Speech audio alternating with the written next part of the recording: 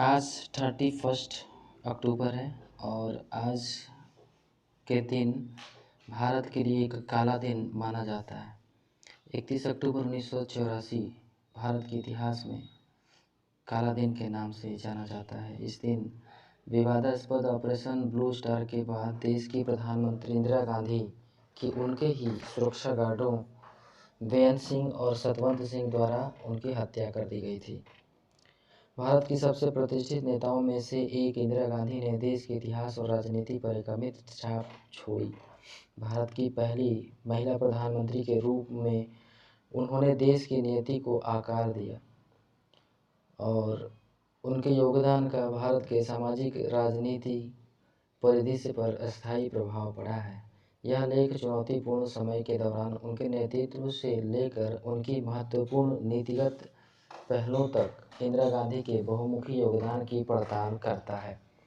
एक महत्वपूर्ण युग के दौरान जो उनका नेतृत्व हुआ उनके बारे में हम लोग जानने की कोशिश करते हैं।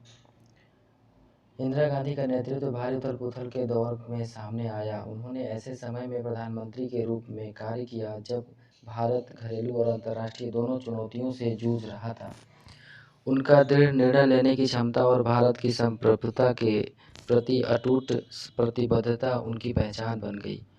उनके नेतृत्व के निर्णायक क्षणों में से एक 1971 के भारत पाक युद्ध से निपटना था, जिसके परिणाम स्वरूप बांग्लादेश का निर्माण हुआ। उनकी चतुर कूटनीति और निर्णायक सैन्य कार्रवाई ने भारत के हितों की रक्षा करने और पड़ोसी देशों के लिए न्याय सुनिश्चित करने की उनकी क्षमता को प्रदर्शित किया। मेन एक और उनका अभियान था गरीबी हटाओ अभियान। इंदिरा गांधी का राजनीतिक नारा गरीबी हटाओ या गरीबी मिटाओ सिर्फ एक आकर्षक वाक्यांश नहीं था, बल्कि लाखों वंचित भारतीयों के जीवन को बेहतर बनाने की प्रतिबद्धता थी। उन्होंने भूमि सुधार, ग्रामीण विकास पहल और सार्वजनिक वितरण प्रणाली के विस्तार सहित गरीब समर्थक नीतियों और कल्याण कार्यक्रमों की एक श्रृंखला लागू की। इन नीतियों का उद्देश्य समाज के हाशिए पर मौजूद वर्गों का उत्थान करना और गरीबी कम करना था। एक मेन इनका कार्य था बैंकों का राष्ट्रीयकरण। उनके कार्यकाल के दौरान सबसे महत्वपूर्ण आर्थिक सुधारों में से एक 1969 में बैंकों का राष्ट्रीयकरण था। इस साहसी कदम का उद्देश्य वित्तीय सेवाओं को जनता तक पहुंचाना और कुछ लोगों के हाथों में धन की एकाग्रता को कम करना था। राष्ट्रीयकृत बैंकों ने भारत में ऋण तक पहुंच बढ़ाने और आर्थिक विकास को बढ़ावा देने में महत्वपूर्ण भूमिका निभाई। एक मेन इनका उद्देश्य कृषि से आधारित भी था, जो कि हरित क्रांति के नाम से आप लोग जानते होंगे। 60 के दशक में इंदिरा गांधी की सरकार ने सक्रिय रूप से हरित क्रांति का समर्थन किया, जिसने भारत के कृषि क्षेत्र को बदल दिया।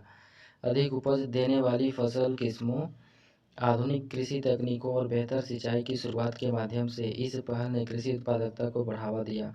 इसने न केवल भारत को खाद्य उत्पादन में आत्मनिर्भर बनाया, बल्कि ग्रामीण क्षेत्रों में भूख और गरीबी को भी कम किया। महिलाओं का सशक्तिकरण यह भी एक मेन मुद्दा रहा। इंदिरा गांधी भारतीय राजनीति में महिलाओं के लिए एक पथ प्रदर्शक थी। पहली महिला प्रधानमंत्री के रूप में उन्होंने पुरुष प्रधान क्षेत्र में लैंगिक बाधाओं को तोड़ा। उनके नेतृत्व ने महिलाओं की एक पीढ़ी को राजनीति और विभिन्न अन्य क्षेत्रों में सक्रिय रूप से भाग लेने के लिए प्रेरित किया।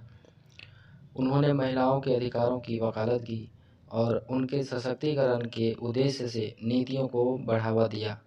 भारत की रक्षा को मजबूत करना यह भी इनका मेन उद्देश्य था। इंदिरा गांधी ने अपने कार्यकाल के दौरान भारत की रक्षा क्षमताओं को बढ़ाने के लिए महत्वपूर्ण कदम उठाए। उन्होंने भारत के परमाणु कार्यक्रम के विकास की शुरुआत की और देश को परमाणु सक्षम राष्ट्र के रूप में स्थापित किया। सेना को मजबूत करने पर उनका ध्यान एक अस्थिर क्षेत्र में भारत की सुरक्षा की रक्षा करने की आवश्यकता से प्रेरित था। इन्होंने सत्ता का केंद्रीकरण भी किया। इनके नेतृत्व में विवाद तो था ही। 1975 में आपातकाल की उनकी जो घोषणा हुई, जिसके कारण नागरिक स्वतंत्रताएं निलंबित हो गई और एक केंद्रीकृत सरकार बन गई, यह एक विवादास्पद मुद्दा बना हुआ है। जबकि उनका इरादा राजनीतिक स्थिरता बनाए रखने और बढ़ते भ्रष्टाचार को संबोधित करने का था। यह अवधि लोकतांत्रिक सिद्धांतों के लिए एक महत्वपूर्ण चुनौती थी। ओवरऑल जो अभी तक हम लोगों ने इतने सारे मुद्दे देखे, उसमें निष्कर्ष यह आता है कि भारत के इतिहास और विकास में इंदिरा गांधी का योगदान एक जटिल और विकासशील कथा है। चुनौतीपूर्ण समय में उनका नेतृत्व, गरीब समर्थक नीतियों और महिलाओं को सशक्त बनाने के प्रयास उनकी विरासत के सराहनीय पहलू हैं। बैंकों के राष्ट्रीयकरण और हरित क्रांति से भारतीय अर्थव्यवस्था को लाभ होता रहा है। हालांकि उनके कार्यकाल में आपातकाल के दौरान सत्ता का विवादास्पद केंद्रीकरण भी देखा गया।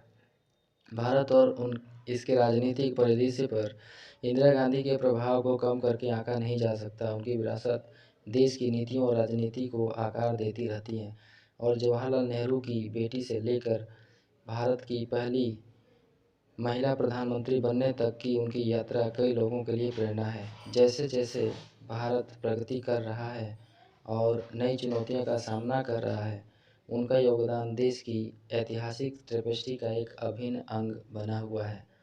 दोस्तों, यह जो लेख है यह आपको जो भी आप कोई एग्ज़ाम के लिए जब आप ऐसे वगैरह प्रिपेयर करते हैं तो उन सब में भी ये आपका बहुत ही हेल्प करेगा।